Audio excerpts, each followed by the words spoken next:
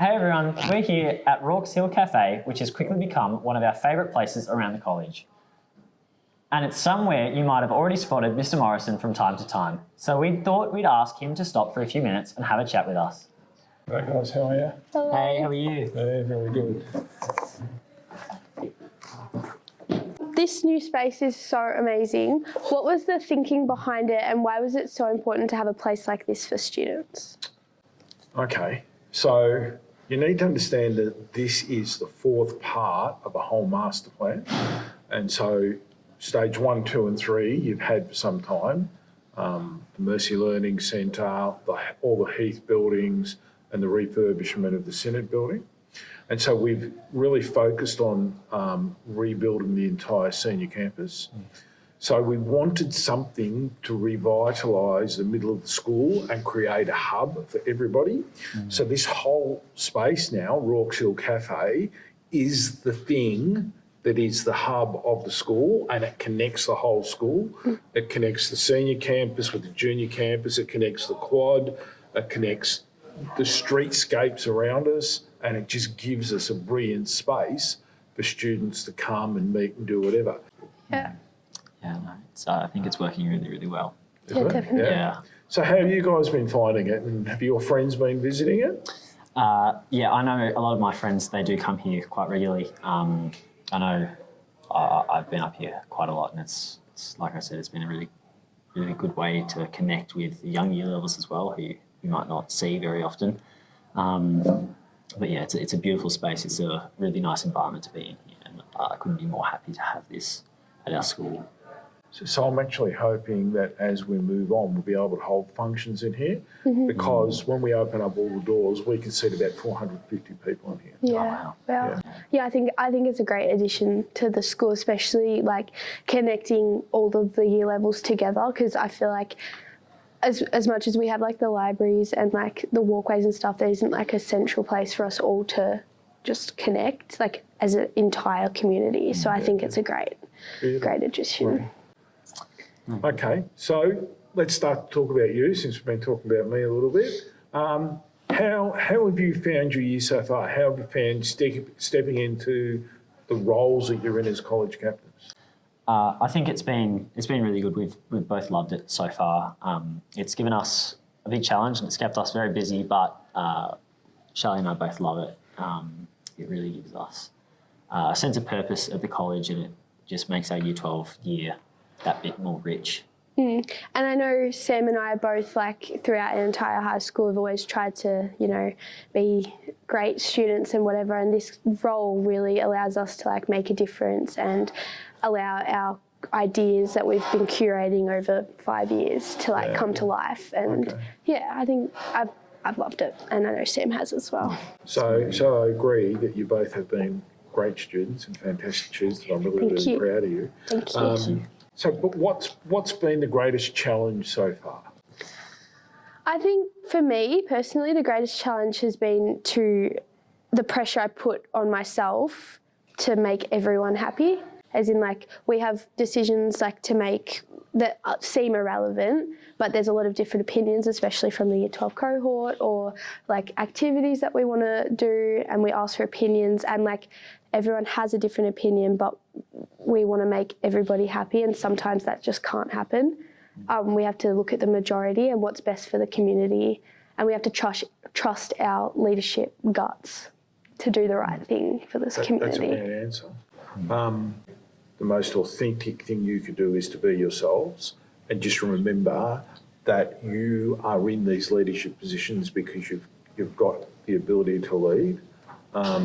So be authentic, know where you stand, consult, make a decision, and, as you say, make the best decision you can for the whole community. Yeah, what very about true. you, Sam? I think for me the biggest challenge is probably, like you said, is finding that balance between being a leader and just being myself, and being a friend and being someone who just can be talked to around the schoolyard. I think, I'm just finding it a little bit difficult to juggle being a leader, being a friend, and then also on top of all the schoolwork for Year 12. But I think so far I'm managing and finding new ways to kind of sort myself out. So it's actually really important that you are authentic. So just be who you naturally are and all that, and it will look after itself. But one of the greatest gifts you can give people is your time and really be with them in your time. So no matter what else is happening, just be present for the person and really be with them. And that, if you do that, your leadership will be authentic. Yeah, that's good advice. Thank you.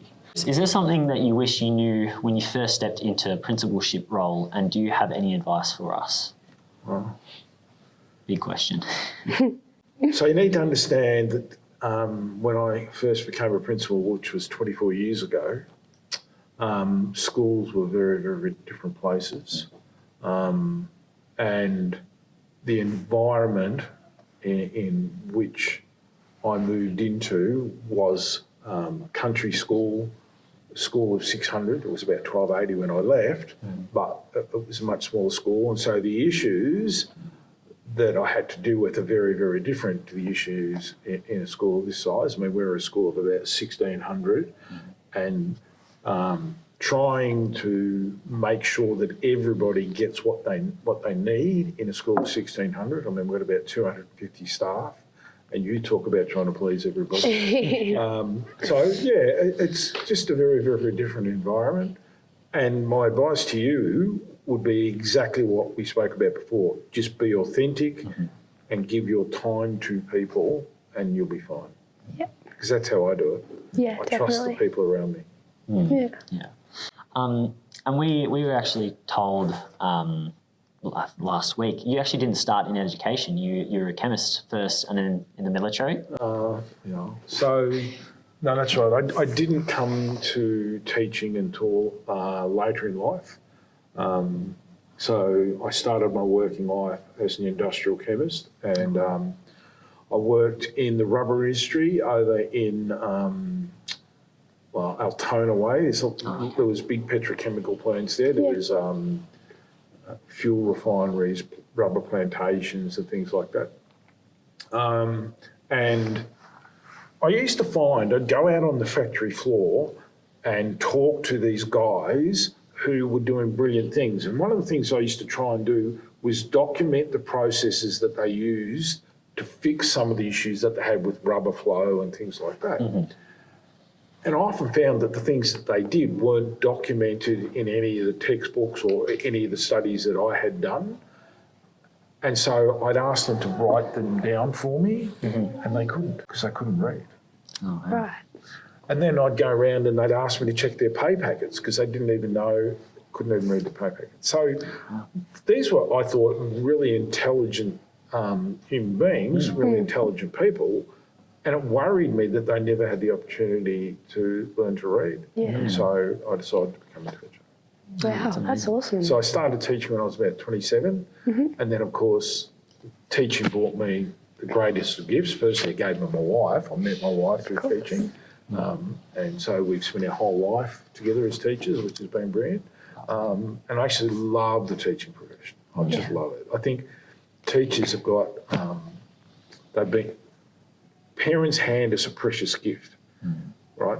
Parents hand to us their children who they love, and we get to work with those kids. And I think, you can't beat that. Yeah, that's awesome. Amazing. It's true. Yeah, it's beautiful. I think that a lot of students only see one side of you. Usually you're on stage at assembly, talking with a microphone. But what do you think is some things that people misunderstand about you? Getting deep here. Real deep. Well, firstly, I would question that most students would only see me as a person on the stage behind a microphone. I would actually say now that they see me as the carer of Charlie the dog. Of course. Because every student in the school comes up and says hello to Charlie, and then they say hello to me as an afterthought. But I will admit that it's really hard to have conversations and have a relationship with 1,600 students. Yeah. And if you look at 1,600 students, 250 staff, and then all the family and all the rest of it, And we all know I'm not brilliant with names at the best of times. So it's really hard to remember people. I think I'm very good with faces. So you've got to just try and connect with people where you find them. And so I think the students around the school very much see me doing that. I visit a lot of junior classes. I don't wander through senior classes as much. Yeah.